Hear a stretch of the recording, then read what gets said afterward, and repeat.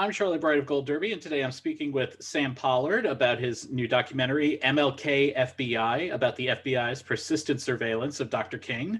The first question I want to ask is, what made you want to highlight specifically the efforts of Hoover and the FBI to undermine Dr. King? Well, I had read this book by David Garrow that he had written years ago about MLK and the FBI. And my producer, Ben Hadeen, had also read it.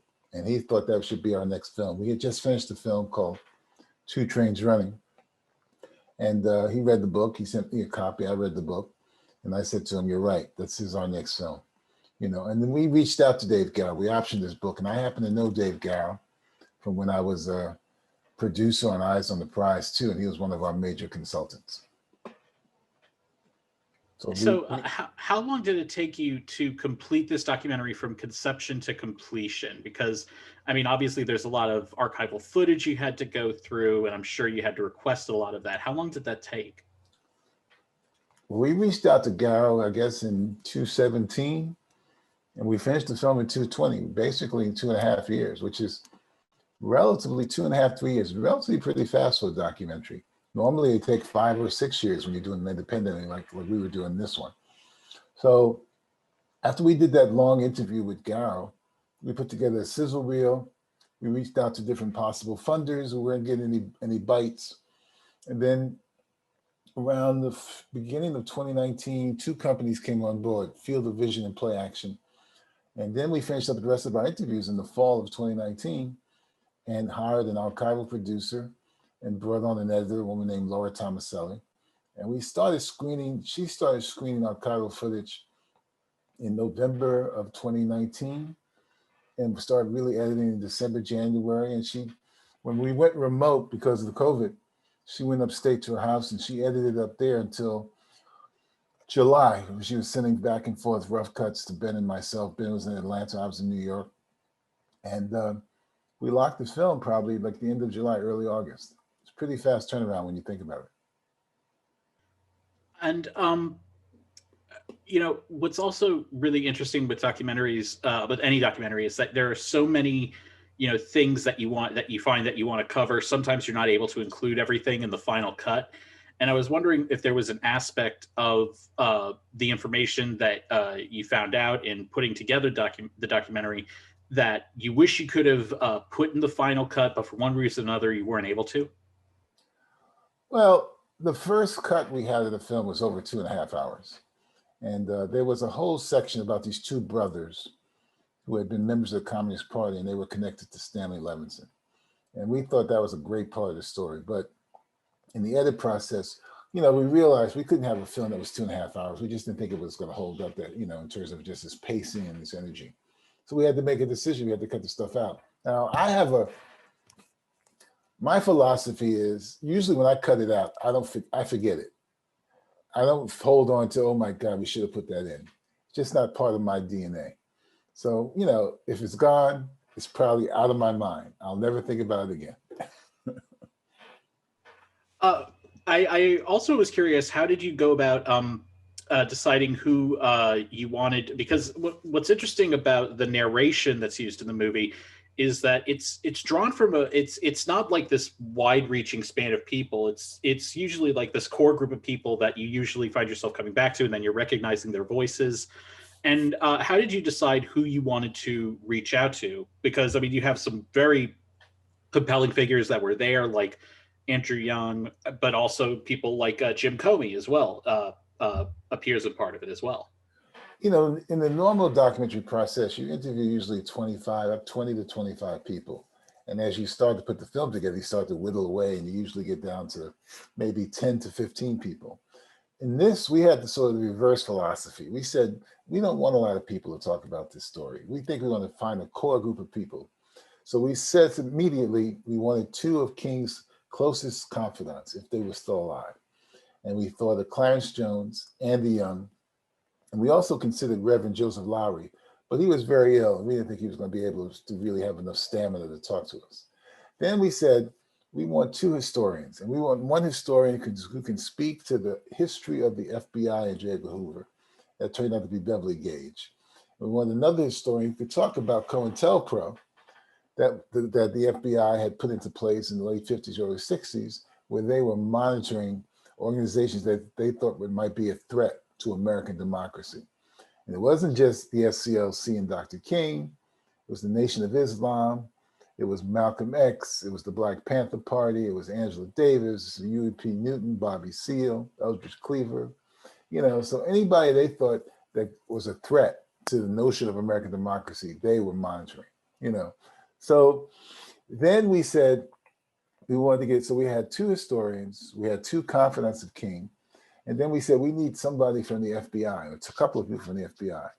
So Ben knew about this gentleman who had been a former FBI agent named Chuck Knox, who was based in Texas. He reached out to him and he said yes. And then as we were thinking about other people interviewed, Ben said, well, why don't we reach out to James Comey? Now, my first reaction was Comey will probably say no. But surprise, surprise, he said yes. So we had Comey and this former FBI agent. And then we had David Garrett also as a voice. So it weren't a lot of voices, which was unusual for any documentary I had done before. One other thing that I think is so fascinating, and this is looking at your career as a whole, because you're not only a filmmaker, but you've also served as an editor for years and years. Is you've had this long collaborative career with one of my favorite directors, Spike Lee. And I was curious as to how did this working relationship between you two come about, and how has it lasted so long? It was 1988. I was finishing up producing and directing 2 episodes for Eyes on the Prize 2. I was living up in Boston. And one day my phone rang in my apartment, and my 10-year-old son picked up the phone and said, Dad, Spike Lee's on the phone. Now I thought my son was pulling my leg because I had just seen with my wife Do the Right Thing. And I thought that was a powerfully compelling film. So Spike Lee's calling me, but I got on the phone, and sure enough, Charlie, it was Spike, and he was getting ready to do Mo Better Blues.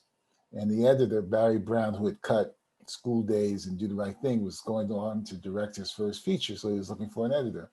And his production manager, who happened to be a buddy of mine, recommended me to Spike. Excuse me. And initially I was reluctant because I was trying to finish up Eyes on the Prize 2. And then another buddy, a filmmaker friend, St. Clair Bourne, also recommended me to Spike. So I ended up taking a job, and that began our long 10, 12, 13, 14, 15-year relationship from Mo Better Blues all the way, I like to say, up until If God Is Willing and The Creek Don't Rise. So you actually won 2 Emmys for your work your work on one of Spike Lee's films, his documentary, When the Levees Broke. Yeah. And it's interesting, and I was telling you beforehand, I rewatched it a couple of weeks ago, and it's interesting to watch it while we're in the midst of this national crisis that has been has had a very iffy response, to put it mildly, I think. What are the starkest similarities you see? What do you mean when you say iffy response? How do you articulate that? I'm just trying to put it in the most mild terms possible. Okay. All right, go ahead. But what are the starkest similarities, as someone who worked so intricately on this and seeing the failures of the response to Katrina? What are the starkest similarities you've seen in how the country's been responding to this pandemic, alongside the disastrous response to Katrina? Well, it's called Americans' denial that there's something really wrong in health-wise in this country. And Americans tend to have what I call this individualistic attitude that we can do anything we want. We're not going to be harmed by this. This pandemic is not going to touch us. That's why there's been this sort of political debate about wearing masks and social distancing. Americans tend to believe that they are Teflon, that nothing will touch them. So when you're watching the Katrina film and you're seeing what happens here in America, it's sort of part and parcel of who we are. We don't want to pay attention to things. We won't pay attention. And when it starts to hit you in the face and destroys communities and takes lives, then some people reluctantly say, oh, maybe we should have taken this more seriously. You see it time and time again in this country, man. It's like nothing new, not wanting to confront and deal with the pandemic, not wanting to confront and deal with those levees in New Orleans, knowing full well if you didn't, you saw what happened.